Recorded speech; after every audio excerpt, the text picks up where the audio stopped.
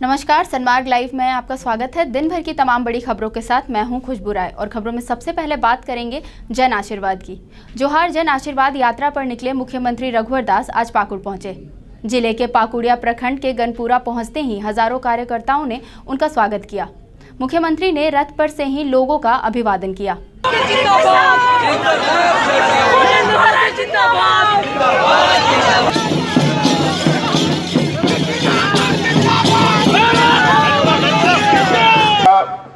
Training देकर देश में अलगाववाद पैदा करने का काम कर रहे थे। आपने देखा 335, 370, 35 समाप्त होने के बाद आज जम्मू कश्मीर में अमन चैन भारतीय जनता पार्टी की झोली में आप दे, चाहे वो पाकुड़ हो, चाहे महेशपुर हो, चाहे वो लिटीपाड़ा हो। मैं आप सभी जनता को आश्वस्त करना चाहता हूं, जिस तेजी के साथ हमने 5 वर्ष में काम किए, आने वाले वर्षों में संथाल परगना जो भी आपने देखा, माननीय प्रधानमंत्री जी ने साहेबगंज में गंगा पुल में स्टीमर पानी जहाज के माध्यम से पूरी दुनिया को समुद्र से जोड़ने का काम माननीय प्रधानमंत्री जी ने किया। खबरों में आगे बढ़ते हैं। झारखंड विकास छात्र मोर्चा के द्वारा आर्यभट्ट सभागार मतदान केंद्र के बाहर विश्वविद्यालय प्रशासन के खिलाफ जमकर नारेबाजी की गई। छात्रों का कहना है कि काउंटिंग में विशेष छात्र संगठन को जीत दिलाने के लिए विश्वविद्यालय प्रशासन काउंटिंग में धांधली कर रहा है, इसलिए जेवीसीएम के छात्र रिकाउंटिंग की मांग कर रहे हैं।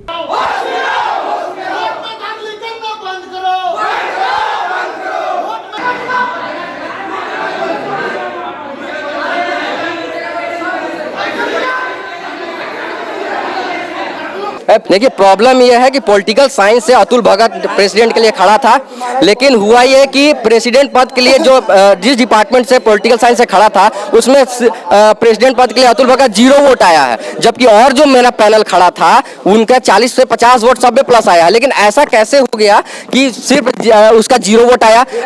सारा काउंटिंग जो है गलत, सारा हमको लगता है कि बहुत ज्यादा गड़बड़ी है। यहाँ पे चुनाव का बहिष्कार होना चाहिए और यहाँ पे जो है बहुत बड़ा धांधली हो रहा है। खबरों में आगे बढ़ेंगे। रांची विश्वविद्यालय के पत्रकारिता विभाग का नया भवन 1 साल में बनकर तैयार करने का लक्ष्य रखा गया है। इसी कड़ी में आज महामहिम राज्यपाल द्रौपदी मुर्मू के द्वारा लीगल स्टडीज सेंटर कैंपस के अंदर खाली पड़ी जमीन पर 3 करोड़ 40 लाख के भवन निर्माण को लेकर शिलान्यास किया गया। मौके पर विश्वविद्यालय के VC Ramesh Pandey, pro VC doctor Kamini Kumar और विभाग के सभी शिक्षक और छात्र शामिल हुए।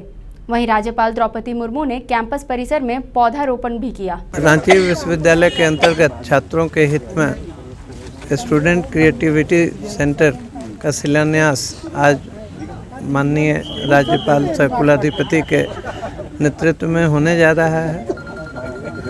इसकी लागत 3 करोड़ 40 लाख रुपए के लगभग है।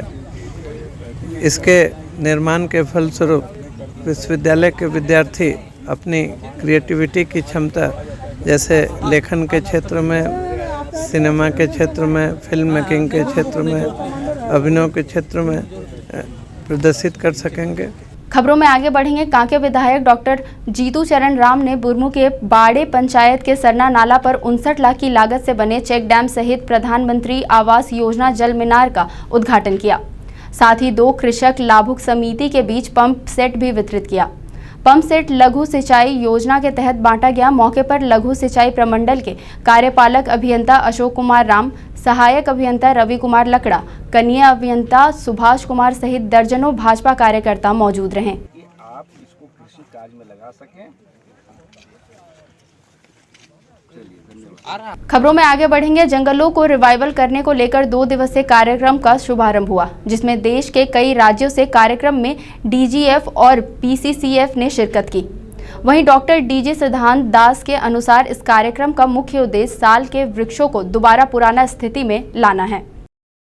भारत में विशेषकर हमारे जो छत्तीसगढ़, मध्य प्रदेश से लेके आपका झारखंड, बिहार, उड़ीसा, वेस्ट बंगाल और कुछ हिस्से हमारे तराई रीजन में और शिवालिक में हमारे साल एक मेजर क्रॉप है।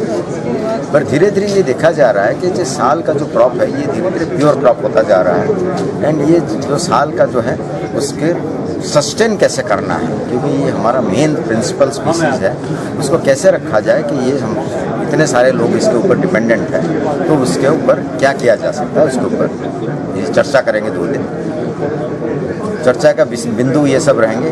नंबर 1, ये जो पानी जो मिलता है लोगों को, हमको सबको, सबसे इम्पोर्टेंट रोल जो फॉरेस्ट हमारे करते हैं, ये जो वाटर कंजर्वेशन, इसके लिए सबसे मोस्ट इम्पोर्टेंट वही करना, जो फॉरेस्ट का रोल वही रहता है। ये जंगल जो करते हैं, तो पानी बरसता है जो जंगल में होता है, जंगल इसको 3 भाग में बांट देता है।